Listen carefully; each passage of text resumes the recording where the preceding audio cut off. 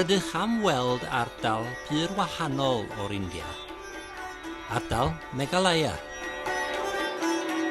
Dewch i gael cipolwg ar dref Jowai, ar bryniau jeintia.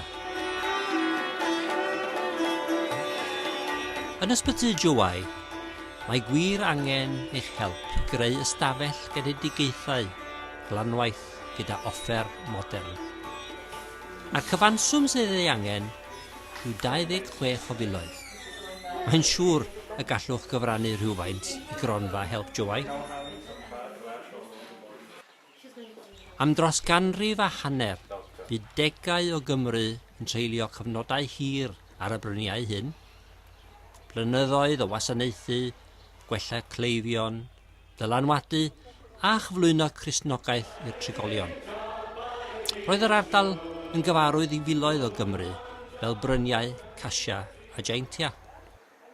Ystyr Meghalaya ydy trigfan y cymylau ac ydy mae'n gallu bod yn le gryb iawn.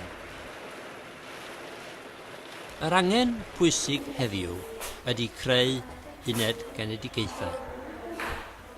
Ar hyn o bryd, mae'r ystafell mewn cyflwr ofnadwy. Y to yn gollwng, a'r offer yn annigonol ac yn rhydu. Byddai uned newydd yn rhoi gwell cyfle i famau gael genedigaeth ddiogel. Byddai adeilad newydd efo offer modern yn cynnig modd i fonitro a thrin unrhyw broblem. Byddai yn sicr yn achub bywydau, ac wrth reswm yn cynnig urddas ar gyfnod pwysig i unrhyw fam.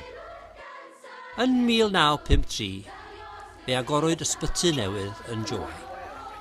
Dr Norman Tunnell, brodor o Newcastle oedd wrth y lliw, a Miss Marian Pritchard, brodor o Gaer oedd y matron. Erbyn hyn, mae'r ysbyty yng ngofal y gymuned leol, ac mae wir angen ei foderneiddio. Mae eich rhoddion wedi helpu cychwyn y broses, ond mae'r angen mawr am offer yn dal i fodoli. Cofiwch am ddrigfan y cymylau am Meghalaya.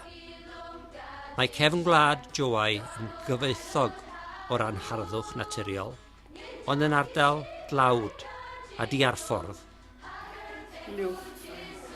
Mae ei angen yn fawr, a'i edmygedd o Gymru yn gryf iawn. Does dim esgus i ni beidio dangos ein cyfeillgarwch yn caredigrwydd. Maent yn gwerthfawrogi pob prodd, a bydd pob ceiniog a roddwch yn cyrraedd Jowai. Peidiwch oedi os gwelwch yn dda. Danfonwch rodd i ysbyty Jowai.